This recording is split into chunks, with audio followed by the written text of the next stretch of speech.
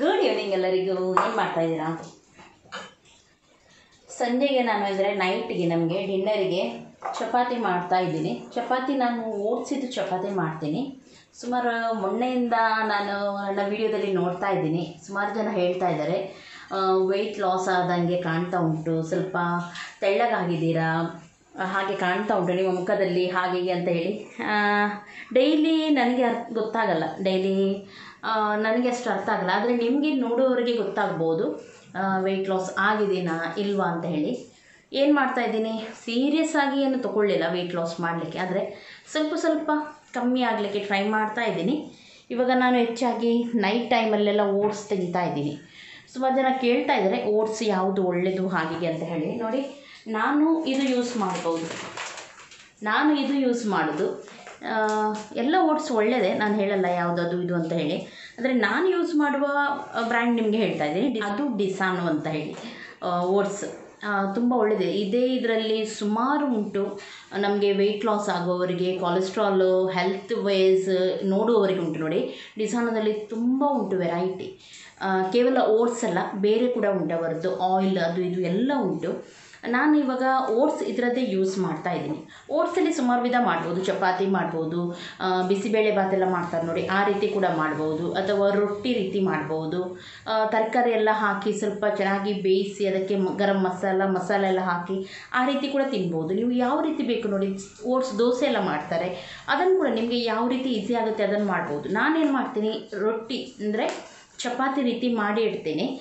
ನೈಟಿಗೆ ನನಗೆ ತುಂಬ ಈಸಿ ಆಗುತ್ತೆ ಅದು ತಿನ್ನಲಿಕ್ಕೆ. ಚಪಾತಿ ಸ್ವಲ್ಪ ಎಷ್ಟು ತಿನ್ನಲಿಕ್ಕೆ ಚೆನ್ನಾಗಾಗುತ್ತೆ ಅಲ್ವಾ. ಏನಾದರೂ ಅದಕ್ಕೆ ಸೈಡ್ ಏನಾದರೂ ಗಸಿ ಏನಾದರೂ ಇದ್ದರೆ ಅದರೊಟ್ಟಿಗೆ ತುಂಬ ಚೆನ್ನಾಗಾಗುತ್ತೆ. ನಿಮಗೆ ಬೇಕಿದ್ದರೆ ನಾನು ಓಟ್ಸ್ ಚಪಾತಿ ಹೇಗೆ ಮಾಡೋದಂತ ಹೇಳಿ ನನ್ನ ರೆಸಿಪಿ ಚಾನಲಲ್ಲಿ ಹಾಕ್ತೀನಿ. ಯಾಕೆ ಗೊತ್ತಿಲ್ಲ, ಇದರಲ್ಲಿ ನಾನು ಹಾಕಿದರೆ ಒಮ್ಮೆಲೆ ನಿಮಗೆ ಗೊತ್ತಾಗೋದಿಲ್ಲ, ತುಂಬ ಬ್ಲಾಗ್ಸಲ್ಲಿ ಎಲ್ಲಿ ಉಂಟು ಅದು ಅಂತ ಹೇಳಿ ಹುಡುಕ್ಲಿಕ್ಕೆ ತುಂಬ ಕಷ್ಟ ಆಗುತ್ತೆ. ಹಾಗಾಗಿ ನಾನು ರೆಸಿಪಿಗೆ ಹಾಕಿದರೆ ಅದರ ಹೆಡ್ಡಿಂಗಲ್ಲೇ ಇರುತ್ತೆ, ಆವಾಗ ನಿಮಗೆ ಈಸಿ ಆಗುತ್ತೆ ಅದು ಸರ್ಚ್ ಮಾಡಲಿಕ್ಕೆ. ಹಾಗಾಗಿ ನಾನೇನು ಮಾಡ್ತೀನಿ, ಇದನ್ನು ಬೇಕಿದ್ದರೆ ರೆಸಿಪಿ ಚಾನಲ್ಲಿ ಹಾಕ್ತೀನಿ, ನಾಳೆ ನೀವು ನೋಡ್ಬೋದು. ಅದರ ಲಿಂಕ್ ಕೂಡ ಇದರಲ್ಲಿ ಹಾಕ್ತೀನಿ. ಯಾಕೆಂದರೆ ಮೊದಲು ನಾನು ಹಾಕೋದಲ್ವ ಯಾವಾಗಲೂ ರೆಸಿಪಿ, ಆಮೇಲೆ ನಾನು ಬ್ಲಾಗ್ ಹಾಕೋದು. ಹಾಗಾಗಿ ನಾನು ಎನಿಸ್ತೀನಿ ಇದು ಆಲ್ರೆಡಿ ಹಾಕಿರ್ಬೋದು. ನಾನು ಬೇಕಿದ್ದರೆ ಅದರ ಲಿಂಕ್ ನಾನು ಡಿಸ್ಕ್ರಿಪ್ಷನಲ್ಲಿ ಹಾಕಿರ್ತೀನಿ, ನೀವು ಅಲ್ಲಿಂದ ನೋಡಿ.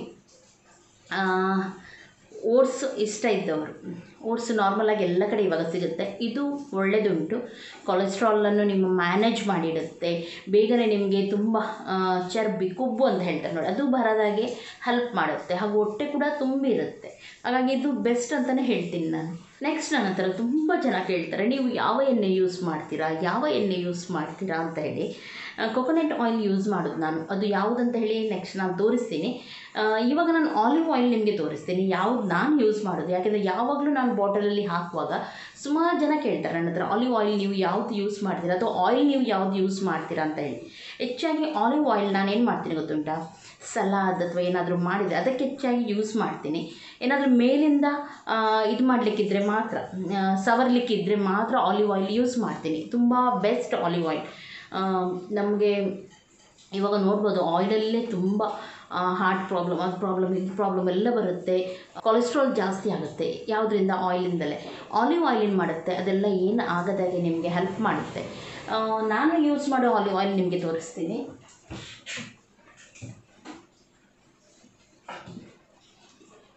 ನೋಡಿ, ಸೇಮ್ ಡಿಸಾನ್ ಅವ್ರದ್ದು ಎಕ್ಸ್ಟ್ರಾ ವರ್ಜಿನ್ ಆಲಿವ್ ಆಯಿಲ್ ಇದು. ಆಲಿವ್ ಆಯಿಲಲ್ಲಿ ಕೂಡ ಎಕ್ಸ್ಟ್ರಾ ವರ್ಜಿನ್ ಅಂತ ಇರುತ್ತೆ, ಇನ್ನೂ ಕೂಡ ಪ್ಯೂರ್ ಬೆಸ್ಟ್ ಅಂತ ಹೇಳಿ. ಅದರಲ್ಲಿ ಡಿಸಾನದ್ದು ಎಕ್ಸ್ಟ್ರಾ ವರ್ಜಿನ್ ಆಲಿವ್ ಆಯಿಲ್ ಅಂತ ಹೇಳಿ. ಇದರ ಎಲ್ಲ ಲಿಂಕ್ ಬೇಕಿದ್ರೆ ನಾನು ಹುಡುಕಿ ಡಿಸ್ಕ್ರಿಪ್ಷನಲ್ಲಿ ಹಾಕಿರ್ತೀನಿ, ನೀವು ಅಲ್ಲಿಂದ ನೋಡ್ಬೋದು. ನಾನು ಏನೆಲ್ಲ ಇವತ್ತು ಹೇಳಿದೆ ನೋಡಿ, ಅದರ ಎಲ್ಲ ಲಿಂಕ್ ನಾನು ಹಾಕ್ತೀನಿ, ನೀವು ಅಲ್ಲಿಂದ ನೋಡಿ. ಇದು ಈಗ ಚಿಕನ್ ಎಲ್ಲ ನಾವು ಮ್ಯಾರಿನೇಟ್ ಮಾಡ್ತೀವಿ, ಮಸಾಲೆ ಎಲ್ಲ ಹಾಕಿರ್ತೀವಿ, ಆವಾಗ ಇದು ಸ್ವಲ್ಪ ನೀವು ಹಾಕಿ ಮ್ಯಾರಿನೇಟ್ ಮಾಡಿ ಆಮೇಲೆ ಓವನಲ್ಲೆಲ್ಲ ಇಡ್ತೀರಿ ನೋಡಿ, ಆವಾಗ ನಿಮಗೆ ಬೆಸ್ಟ್ ಇದು. ನೆಕ್ಸ್ಟ್ ಸ್ವಲ್ಪ ಏನಾದರೂ ಹಾಕಿ ನಾವೇನಾದರೂ ಫ್ರೈ ಮಾಡ್ತೀವಿ ನೋಡಿ, ಆವಾಗ ಕೂಡ ಆಗುತ್ತೆ ಇದು. ಆಮೇಲೆ ಗಾರ್ನಿಷಿಂಗ್ಗೆ ಅಂದರೆ ಮೇಲ್ಗಡೆಯಿಂದ ನೀವು ಸಲಾದೆಲ್ಲ ಮಾಡ್ತಾರಲ್ಲ, ಆವಾಗ ಮೇಲ್ಗಡೆಯಿಂದ ಸ್ವಲ್ಪ ಆಲಿವ್ ಆಯಿಲ್ ಹಾಕಿದರೆ ತುಂಬ ಚೆನ್ನಾಗಾಗುತ್ತೆ. ಓಕೆ, ಇದಕ್ಕೆಲ್ಲ ಯೂಸ್ ಮಾಡ್ಬೋದು ನೀವು. ಇದನ್ನೇನು ತುಂಬ ಹಾಕಿ ಫ್ರೈ ಮಾಡುವಂಥದ್ದಲ್ಲ, ಯಾಕೆಂದರೆ ಆಲಿವ್ ಆಯಿಲ್ ತುಂಬ ಕಾಸ್ಟ್ಲಿ ನಿಮ್ಗೆ ಗೊತ್ತುಂಟು. ಸ್ವಲ್ಪನೇ ಇವಾಗ ಸುಮಾರು ಜನ ಡಯಟಲ್ಲಿದ್ದಾರೆ, ಅಂಥವ್ರಿಗೆ ಇದು ಬೆಸ್ಟ್. ಸ್ವಲ್ಪನೇ ಹಾಕಿ ಹೆಲ್ತಲ್ಲಿ ಇರಲಿಕ್ಕೆ ತುಂಬ ಬೆಸ್ಟ್ ಇದು. ಕೊಲೆಸ್ಟ್ರಾಲ್ ತುಂಬ ಎಲ್ರಿಗೂ ಇವಾಗ ಕೊಲೆಸ್ಟ್ರಾಲ್ ಜಾಸ್ತಿ ಆಗ್ತಾ ಉಂಟು. ಸಣ್ಣ ಸಣ್ಣ ಪ್ರಾಯದಲ್ಲೇ ಹಾರ್ಟ್ ಅಟ್ಯಾಕ್ ಅದು ಇದು ಎಲ್ಲ ಪ್ರಾಬ್ಲಮ್ ಬರ್ತಾ ಉಂಟು. ದಪ್ಪ ಆಗೋದು ಮೇನಲ್ಲ, ದಪ್ಪ ಇದರಲ್ಲಿ ಕೂಡ ಎರಡು ವಿಧ ಉಂಟು. ಒಂದು ದಪ್ಪ ಆಗೋದು, ಇನ್ನೊಂದು ದಪ್ಪದಲ್ಲಿ ಕೊಬ್ಬು ತುಂಬಿರುತ್ತೆ ನೋಡಿ ಅದು. ಅಂದರೆ ನಿಮಗೆ ಬ್ಯಾಡ್ ಕೊಲೆಸ್ಟ್ರಾಲ್ ಹಾಗೂ ಗುಡ್ ಕೊಲೆಸ್ಟ್ರಾಲ್ ಅಂತ ಎರಡು ಉಂಟು. ನಾನಿವಾಗ ದಪ್ಪ ಇದ್ದೀನಿ, ನಾನು ನನ್ನ ತಿಂಗಳಿಗೆ 6 ತಿಂಗಳಿಗೆ 3 ತಿಂಗಳಿಗೊಮ್ಮೆ ಈ ರೀತಿ ಕೊಲೆಸ್ಟ್ರಾಲ್ ಚೆಕ್ ಮಾಡ್ತಾ ಇದ್ದೀನಿ. ಇಷ್ಟು ತನಕ ನನಗೆ ಬ್ಯಾಡ್ ಕೊಲೆಸ್ಟ್ರಾಲ್ ಆಗಲಿಲ್ಲ. ನಾನು ದಪ್ಪ ಇರ್ಬೋದು, ಆದರೆ ಕೊಲೆಸ್ಟ್ರಾಲ್ ಬ್ಯಾಡ್ ಕೊಲೆಸ್ಟ್ರಾಲ್ ಅಂತ ಬರುತ್ತೆ ನೋಡಿ, ಅದು ಇಲ್ಲ. ಅದಿದ್ದರೆ ಮಾತ್ರ ನಿಮಗೆ ತುಂಬ ಹೆಲ್ತ್ ಇಶ್ಯೂಸ್ ಸ್ಟಾರ್ಟ್ ಆಗುತ್ತೆ. ಹಾರ್ಟ್ ಅಟ್ಯಾಕ್ ಆಗೋದಿರಲಿ, ಹಾರ್ಟ್ ಬ್ಲಾಕ್ ಆಗೋದಿರಲಿ, ತುಂಬ ತುಂಬ ಹೆಲ್ತ್ ಇಶ್ಯೂ, ಥೈರಾಯ್ಡ್ ಅದು ಇದು ಎಲ್ಲ ಸ್ಟಾರ್ಟ್ ಆಗುತ್ತೆ. ಆದರೆ ಕೊಲೆಸ್ಟ್ರಾಲ್, ಒಳ್ಳೆ ಕೊಲೆಸ್ಟ್ರಾಲ್ ನಮ್ಮ ದೇಹದಲ್ಲಿ ಎಲ್ಲರಿಗೂ ಕೂಡ ಬೇಕು. ಆವಾಗ ಏನಾಗುತ್ತೆ, ಅಷ್ಟು ನಿಮಗೆ ಎಂಥ ರೋಗ ಬರಲ್ಲ. ಹಾಗಾಗಿ ಸ್ವಲ್ಪ ಸ್ವಲ್ಪ ಇದನ್ನೆಲ್ಲ ಸ್ವಲ್ಪ ಜಾಸ್ತಿ ಇರ್ಬೋದು ರೇಟ್, ಸ್ವಲ್ಪ ಸ್ವಲ್ಪ ನಮ್ಮ ಹೆಲ್ತಿಗೆ ಇದೆಲ್ಲ ನಾವು ಮಾಡಲೇಬೇಕಲ್ವ. ಇನ್ನೆಂತ ಉಂಟು, ಇನ್ನು ಇಲ್ಲಿ ನನಗೆ ನೋಡುವಾಗ ಗೊತ್ತಾಯಿತು, ಚಾಕು ನೈಫ್ ನಾನು ಕಟ್ಟಿಂಗ್ ಮಾಡುವಾಗ ಹಾಗೆ ಹೀಗೆ ಸುಮಾರು ಜನ ನನ್ನ ನೈಫ್ ಬಗ್ಗೆ ಕೇಳ್ತಾ ಇರ್ತೀರ ನೋಡಿ. ನನ್ನ ನೈಫು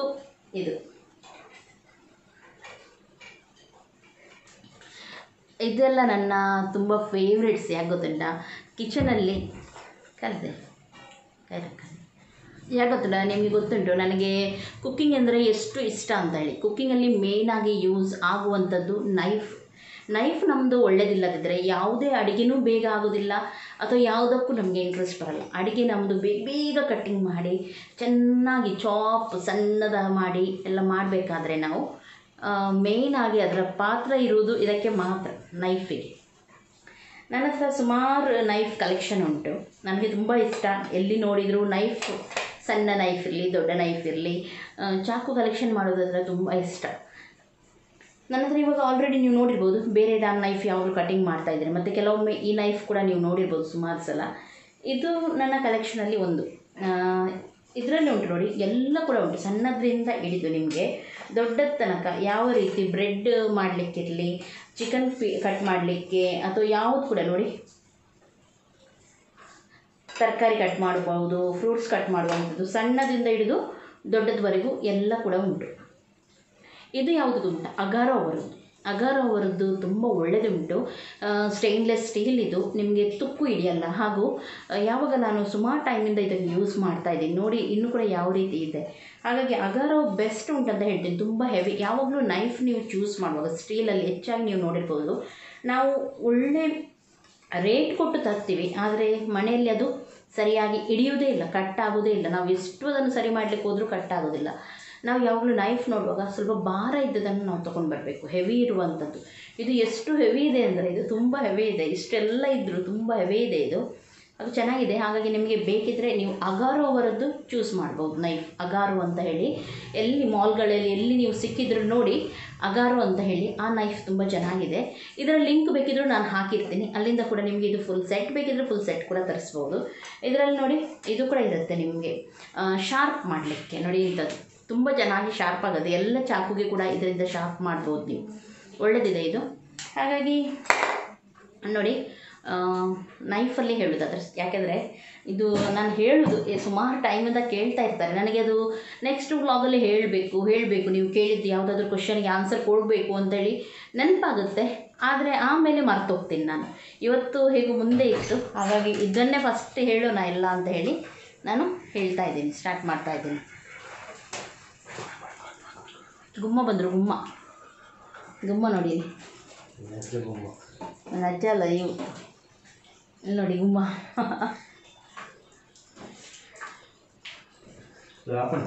ಹಾಂ, ಹೊರಗಡೆಯಿಂದ ಏನು ವಸ್ತು ತಂದರು ಅದನ್ನು ಮುಟ್ಟಬೇಡಿ, ಹಾಗೆಯೇ ಇಡಿ. ಆಮೇಲೆ ಯಾರು ತಂದಿದ್ರು ನೋಡಿ ಅವರೇ ತೆಗಿಲಿ. ಆಮೇಲೆ ಅವರ ಕೈ ಕಾಲೆಲ್ಲ ಚೆನ್ನಾಗಿ ತೊಳೆಯಲಿ. ಆಮೇಲೆ ಹೆಚ್ಚಾಗಿ ಬಿಸಿ ನೀರನ್ನು ಜಾಸ್ತಿಯಾಗಿ ಕುಡಿಯಿರಿ. ನಾನು ನಿಮಗೆ ಗೊತ್ತುಂಟು, ಈ ಸಲನೇ ನಾನು ಇದು ಹಾಕಿದ್ದೀನಿ, ವಾಟರ್ ಪ್ಯೂರಿಫೈ ಹಾಕಿದ್ದೀನಿ. ಅದರಲ್ಲಿ ಆಲ್ರೆಡಿ ಬಿಸಿ ನೀರೆಲ್ಲ ಬರ್ತಾ ಇರುತ್ತೆ. ಹಾಗಾಗಿ ನನಗೆ ಅಷ್ಟು ಕಷ್ಟ ಆಗೋಲ್ಲ. ಯಾವಾಗ ಬೇಕು ಆವಾಗ ಬಿಸಿ ನೀರು ಕುಡಿಬೋದು. ಇವಾಗ ಹೆಚ್ಚಾಗಿ ಬಿಸಿ ನೀರನ್ನೇ ಜಾಸ್ತಿಯಾಗಿ ಕುಡೀರಿ. ಮತ್ತು ಇನ್ನೇನು ಹೇಳಲಿಕ್ಕೆ, ಸುಮಾರು ಕ್ವೆಶನ್ಸ್ ಉಂಟು ನನಗೆ ಆನ್ಸರ್ ಕೊಡಲಿಕ್ಕೆ, ನೆನಪಾಗಲ್ಲ. ಇನ್ನೊಮ್ಮೆ ಎಲ್ಲ ಬರೆದಿಡಬೇಕು, ಆವಾಗ ನನಗೆ ನೆನಪಾಗುತ್ತೆ. ನೆಕ್ಸ್ಟ್ ನಾನು ನೈಟಿ ಬಗ್ಗೆ ಕೇಳ್ತಾಯಿದ್ರು. ಮೊನ್ನೆ ನಾನು ನೈಟಿ ಹಾಕಿದ್ದೆ, ಸುಮಾರು ಸಲ ಅದನ್ನು ಹಾಕಿದ್ದೀನಿ. ಆದರೆ ಕೇಳ್ತಾಯಿದ್ರು ಎಲ್ಲಿಂದ ಅಂತ, ಬಿಗ್ ಬಜಾರಿಂದ. ನಾನು ಹೆಚ್ಚಾಗಿ ಅದಕ್ಕೆ ಆನ್ಸರ್ ಕೊಡ್ತಾ ಇರ್ತೀನಿ, ಆದರೆ ಕೆಲವರು ನೋಡಲ್ಲ. ಹಾಗಾಗಿ ಬಿಗ್ ಬಜಾರಿಂದ ನಾನು ಅಂಥದ್ದು ತೊಗೊಂಡಿದ್ದು ನೈಟಿ. ಮತ್ತು ಇನ್ನೇನು, ಓಕೆ, ನಾಳೆ ಬೆಳಿಗ್ಗೆಗೆ ಇದನ್ನು ಕೂಡ ಹಾಕಿದ್ದೀನಿ ನಾನು, ಇಡ್ಲಿಗೆ ಕೂಡ ರವೆ ಇಡ್ಲಿ ಮಾಡೋಣ ಅಂತ ಹೇಳಿ ಬೆಳಿಗ್ಗೆಗೆ.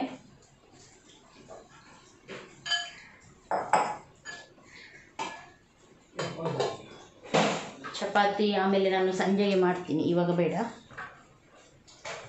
ಕಾಫಿ ಎಲ್ಲ ಕುಡಿಲಿಕ್ಕೆ ಉಂಟು, ಕಾಫಿ ಎಲ್ಲ ಕುಡಿದು ಆಮೇಲೆ ಮಾಡೋದು.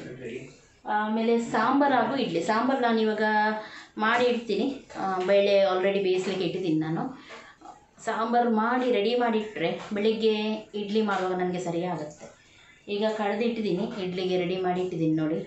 ಇದರದ್ದು ನಿಮಗೆ ಇಡ್ಲಿದ್ದು ಏನಾದರೂ ರವೆ ಇಡ್ಲಿ ತುಂಬ ಸಾಫ್ಟಾಗಿ ಹೋಟೆಲಲ್ಲೆಲ್ಲ ತಿಂದಿರ್ಬೋದು ನೋಡಿ, ಅದೇ ರೀತಿ ಬರುತ್ತೆ. ಅದರದ್ದು ನಿಮಗೆ ರೆಸಿಪಿ ಬೇಕಿದ್ದರೆ ನೀವು ಇದರಲ್ಲಿ ಕಮೆಂಟ್ ಮಾಡಿ ಹೇಳಿ, ನಾನು ಇನ್ನೊಮ್ಮೆ ಯಾವಾಗಲಾದರೂ ಹಾಕ್ತೀನಿ. ಹಾಗೂ ಅದರೊಟ್ಟಿಗೆ ನಾನು ಸಾಂಬಾರು ಕೂಡ ಮಾಡ್ತೀನಿ. ಸಾಂಬಾರು ಹೇಗೆ ಗೊತ್ತುಂಟು, ಇದಕ್ಕೆ ತರಕಾರಿಯನ್ನು ಹಾಕಲ್ಲ, ಅರ್ಜೆಂಟಾಗಿ ಮಾಡುವಂಥದ್ದು, ಹಾಗೂ ತುಂಬ ಟೇಸ್ಟ್ ಆಗುತ್ತೆ. ರವೆ ಇಡ್ಲಿಗೆ ತುಂಬ ಚೆನ್ನಾಗಾಗುತ್ತೆ. ಅದು ಬೇಕಿದ್ದರೂ ನೀವು ಹೇಳಿ, ನಾನು ಒಟ್ಟಿಗೆ ಇದರಲ್ಲಿ ಕಮೆಂಟ್ ಮಾಡಿ ಹೇಳಿ, ನೋಡ್ತೀನಿ ನಾನು. ನಿಮಗೆ ರಿಕ್ವೈರ್ಮೆಂಟ್ ಇದ್ದರೆ ಮಾತ್ರ ನಾನು ಹಾಕ್ತೀನಿ. ಯಾಕೆಂದರೆ ರವೆ ಇಡ್ಲಿಯೆಲ್ಲ ಎಲ್ಲರೂ ಹೆಚ್ಚಾಗಿ ನಾರ್ಮಲಾಗಿ ಮಾಡ್ತಾನೆ ಇರ್ತಾರೆ, ಗೊತ್ತಿರ್ಬೋದು ಎಲ್ಲರಿಗೆ. ಹಾಗಾಗಿ ನನಗೆ ಗೊತ್ತಿಲ್ಲ ನಿಮಗೆ ಅದರ ಅಗತ್ಯ ಉಂಟಾ ಇಲ್ವಾ ಅಂತ ಹೇಳಿ. ಇದೇ ಆದರೆ ಮಾತ್ರ ನಾನು ಹಾಕ್ತೀನಿ, ಇಡ್ಲಿ ಸಾಂಬಾರು ಒಟ್ಟಿಗೆ ನಾನು ಹಾಕ್ತೀನಿ. ಚಟ್ನಿ ಮಾಡುವಾಗ ಸುಮಾರು ಜನ ಕೇಳ್ತಾ ಇರ್ತಾರೆ ನನಗೆ ಚಟ್ನಿ ರೆಸಿಪಿ ಹಾಕಿ ಅಂತ ಹೇಳಿ. ತುಂಬ ಅವಸರದಲ್ಲಿ ಮಾಡೋದು ನಾನು ಅಡುಗೆ, ಹಾಗಾಗಿ ಕೆಲವೊಮ್ಮೆ ಹಾಕಲ್ಲ, ಕೆಲವೊಮ್ಮೆ ಹಾಕ್ತೀನಿ. ನಿಮ್ಮ ಜೊತೆ ನಾನು ಇನ್ನೊಮ್ಮೆ ಯಾವಾಗಲಾದರೂ ಏನಾದರೂ ಮಾಡುವಾಗ ಚಟ್ನಿ ಕೂಡ ರೆಸಿಪಿ ಶೇರ್ ಮಾಡ್ತೀನಿ.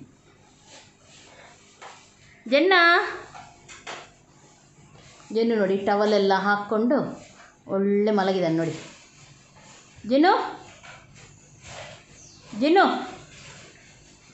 ಕೂತು ಟವಲ್ ನಿಗಲ ಮರದೈ ಟೊಮೆಟೊ 6. ಓಕೆ, ಇವತ್ತು ನಾನು ನಿನ್ನೆ ವ್ಲಾಗಲ್ಲಿ ಹೇಳಿದ್ದೇ ಇರಬೇಕು, ನಾಳೆ ನಮಗೆಲ್ಲೋ ಹೋಗ್ಲಿಕ್ಕೆ ಉಂಟಂತೇಳಿ.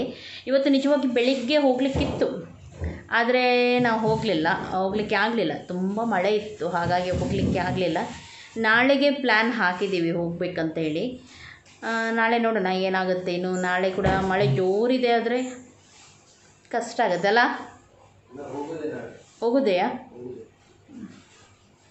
ಹೋಗುದೇ ಅಂತೆ ನಾಳೆ.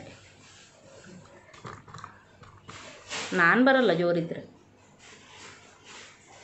ನೀವು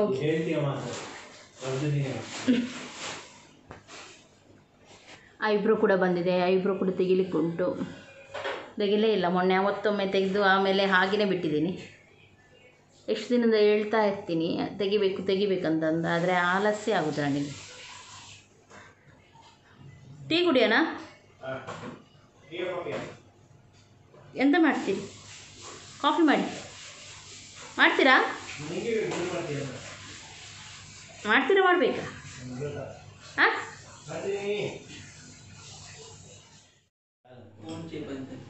ಓಕೆ. ಟೀ ಕುಡಿತಾ ಇದ್ವಿ, ಚೆನ್ನಾಗಾಗಿದೆ ಟೀ. ಇದು ಜಿಂಜರೆಲ್ಲ ಹಾಕಿ ಖುಷಿಯಾಗುತ್ತೆ. ಹಾಗೂ ಅದರ ಜೊತೆ ಬೆಣ್ಣೆ ಬಟರ್, ಬೆಲ್ಲ ಟೀ. ಸಕ್ಕರೆ ಹಾಕೋದಿಲ್ಲ ನಾವು, ಬೆಲ್ಲ ಟೀ. ಎಂತ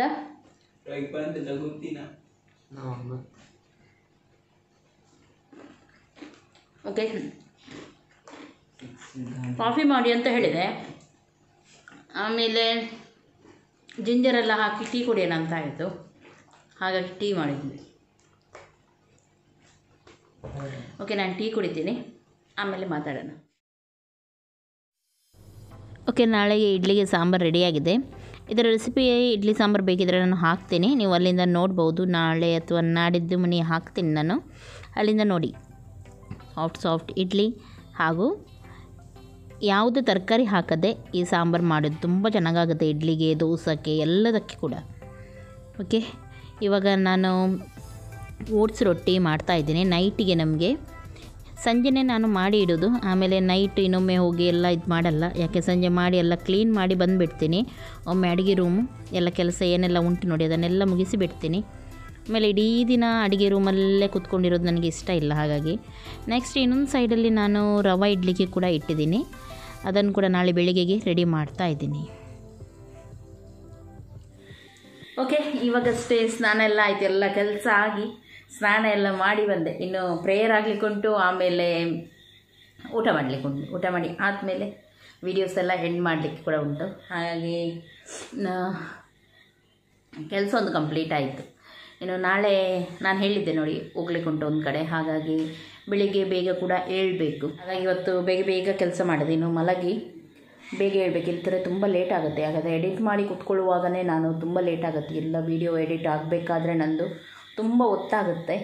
ಅದಾಗಿ ಆಮೇಲೆ ಅದನ್ನೆಲ್ಲ ಎಕ್ಸ್ಪೋರ್ಟ್ ಮಾಡಿ ಇಟ್ಟು ಆಮೇಲೆ ನಾನು ಮಲಗೋದು. ಸುಮಾರು ಕೆಲಸ ಇರುತ್ತೆ. ಒಂದು ವೀಡಿಯೋ ಎಂದೇ ಸುಮಾರು ಕೆಲಸ ಇರುತ್ತೆ. ಅದಕ್ಕೆ ಟೈಟಲ್ಲು ಯೋಚನೆ ಮಾಡಬೇಕು, ಹಾಗೂ ಅದಕ್ಕೆ ಅದನ್ನು ಅಪ್ಲೋಡ್ ಮಾಡಬೇಕು, ನೆಕ್ಸ್ಟ್ ತಮ್ನೇಲ್ ಮಾಡಲಿಕ್ಕುಂಟು. ಇದೆಲ್ಲ ಸುಮಾರು ಕೆಲಸ ಇರುತ್ತೆ. ಅದೆಲ್ಲ ಆಗುವಾಗ ತುಂಬ ಹೊತ್ತಾಗುತ್ತೆ. ನಾನು ಮಲಗುವಾಗ ನನ್ನ ಹಸ್ಬೆಂಡ್ ಕೂಡ ಇರ್ತಾರೆ. ನನ್ನ ಮಗ, ದೊಡ್ಡ ಮಗ ಒಂದೇ ಮಾಡ್ತಾ ಇರ್ತಾನೆ. ಅವನು ಮಲಗುವಾಗ ನನಗಿಂತ ಲೇಟ್ ಆಗುತ್ತೆ. ಇನ್ನು ಊಟ ಮಾಡಿ ಆದಮೇಲೆ ನಾನು ನಿಮ್ಮ ಜೊತೆ ಮಾತಾಡಲಿಕ್ಕೆ ಸಿಗ್ತೇನೆ. ಫೋಳೆ ಇಲ್ಲ ಅಂದಲ್ಲ. ಓಕೆ, ಇವಾಗ ನಾನು ಊಟ ಮಾಡ್ತಾಯಿದ್ದೀನಿ. ಊಟ ಅದೇ ನಾನು ಚಪಾತಿ ತಿಂತಾಯಿದ್ದೀನಿ. ಚಪಾತಿಯೊಂದಿಗೆ ಹೆಸರು ಕಾಳು ಮಾಡಿದ್ದೀನಿ ನನಗೆ ಮತ್ತು ನನ್ನ ಹಸ್ಬೆಂಡಿಗೆ ಇಬ್ಬರಿಗೆ. ನೋಡಿ ಇನ್ನೂ ಕೂಡ ಎಷ್ಟು ಸಾಫ್ಟಾಗಿದೆ. ಓಟ್ಸ್ ಚಪಾತಿ ಅಂತ ಯಾರಿಗೂ ಗೊತ್ತಾಗಲ್ಲ, ಚೆನ್ನಾಗಿರುತ್ತೆ. ಕೆಲವರಿಗೆ ಓಟ್ಸ್ ಹೀಗೇ ತಿನ್ನಲಿಕ್ಕೆ ಒಂಥರ ಆಗುತ್ತೆ ನೋಡಿ, ಅವರು ಚಪಾತಿ ಮಾಡಿ ತಿನ್ಬೋದು, ಒಳ್ಳೆಯದಾಗುತ್ತೆ. ಓಕೆ, ನಾನೇನು ಊಟ ಮಾಡ್ತೀನಿ. ಇನ್ನು ನಾಳೆ ನಾನು ಈ ವಿಡಿಯೋ ಕಂಟಿನ್ಯೂ ಮಾಡ್ತೀನಿ. ಇದನ್ನು ಇಲ್ಲಿಗೆ ನಾನು ಎಂಡ್ ಮಾಡ್ತಾಯಿದ್ದೀನಿ, ಬೇಸರ ಮಾಡಬೇಡಿ. ನಾಳೆಗೆ ನಾನು ವಿಡಿಯೋ ಕಂಟಿನ್ಯೂ ಮಾಡ್ತೀನಿ. ಇನ್ನೊಂದು ಹಾಕ್ತೀನಿ ನಾನು. ಇನ್ನು ಸಂಡೇ ಹಾಕಲಿಕ್ಕೆ ಆಗಲ್ಲ, ಹಾಗಾಗಿ ಮಂಡೇ ದಿನ ನಾನು ಹಾಕ್ತೀನಿ. ಇವತ್ತು ಯಾರಿಗೆ ಹಾಯ್ ಹೇಳಲ್ಲ, ಬೇಸರ ಮಾಡಬೇಡಿ. ನೆಕ್ಸ್ಟ್ ನಾನು ಒಟ್ಟಿಗೆ ಹೇಳ್ತೀನಿ. ಇಷ್ಟರಲ್ಲಿ ನಾನು ಈ ವ್ಲಾಗನ್ನು ಎಂಡ್ ಮಾಡ್ತಾಯಿದ್ದೀನಿ. ಎಲ್ಲರಿಗೂ take care, bye bye and good night.